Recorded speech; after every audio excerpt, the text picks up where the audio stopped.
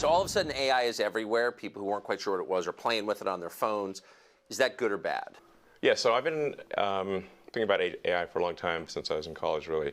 It was one of the things that, the sort of 4 or 5 things I thought would really affect the future dramatically. It is fundamentally profound in that the smartest creatures, as far as we know, on this earth are humans, is our defining characteristic. Yes. We're obviously weaker than, say, chimpanzees and less agile, but we are smarter. So now what happens when something vastly smarter than the smartest person comes along in silicon form? It's very difficult to predict what will happen in that circumstance. It's called the singularity. It's, it's a singularity like a black hole, because you don't know what happens after that. It's hard to predict. So I think we should be cautious with AI, and I think there should be some government oversight, because it affects it's a danger to the public. And so when you have things that are a danger to the public, like, let's say, so food and drugs. That's why we have the Food and Drug Administration, right, and the Federal Aviation Administration, the FCC. We have these agencies to oversee things that affect the public, where there could be public harm. And you don't want companies cutting corners on safety, and then having people suffer as a result. So that's why I've actually for a long time been a strong advocate of AI regulation. So that I think regulation is, it's not fun to be regulated. It's somewhat arduous to be regulated. I have a lot of experience with regulated industries, because obviously automotive is highly regulated. You could fill this room with all the regulations that are required for a production car just in the United States, and then there's a whole different set of regulations in Europe and China and the rest of the world. So very familiar with being overseen by a lot of regulators. And the same thing is true with rockets. You can't just willy-nilly shoot rockets off, not big ones anyway. Because the FAA oversees that. And then even to get a launch license, there are probably half a dozen or more federal agencies that need to approve it, plus state agencies. So I've been through so many regulatory situations, it's insane. And sometimes people think I'm some sort of like regulatory maverick that sort of defies regulators on a regular basis, but this is actually not the case.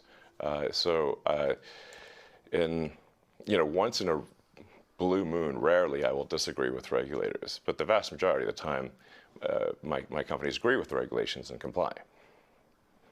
Anyway, so I think we should take this seriously, and we should have a regulatory agency. I think it needs to start with a group that initially seeks insight into AI, then solicits opinion from industry, and then has proposed rulemaking, and then those rules, will probably, hopefully, grudgingly be accepted by the major players in AI, and I think we'll have a better chance of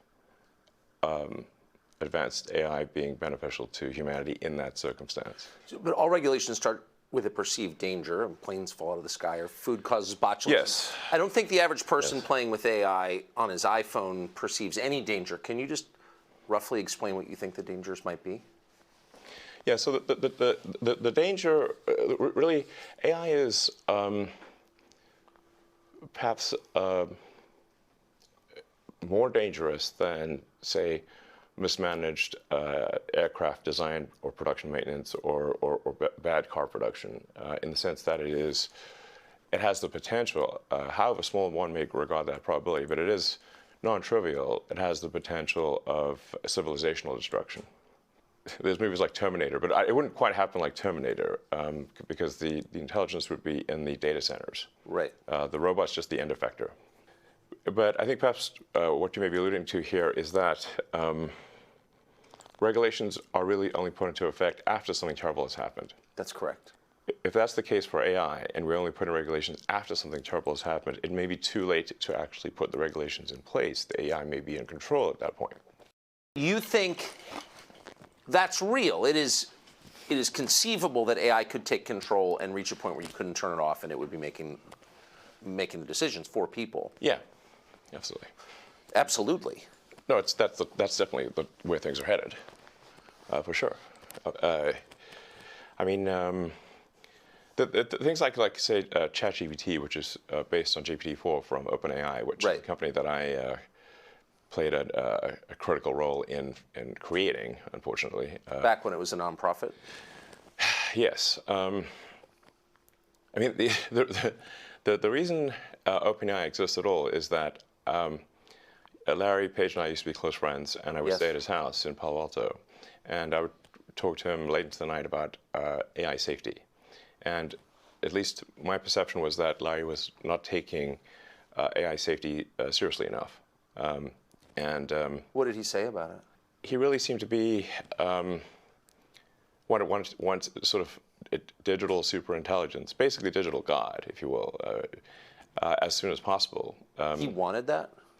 Yes. He's made many public statements over the years that the whole goal of Google is what's called AGI, artificial general intelligence, or artificial superintelligence.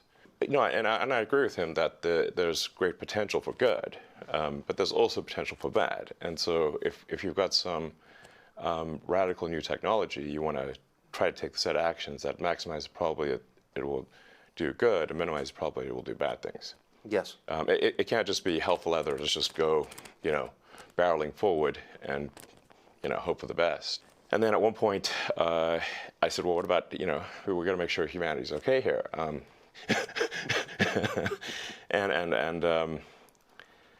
then he called me a speciesist. Did he use that term? Yes. And there were witnesses. I wasn't the only one there when he called me a speciesist. And so I was like, okay, that's it. Yes, I'm a speciesist. Okay. You got me. What are you? Yeah, I'm fully a speciesist. Busted. So that was the last straw. At the time, Google had acquired DeepMind, and so Google and DeepMind together had about 3/4 of all the AI talent in the world. They obviously had a tremendous amount of money and more computers than anyone else.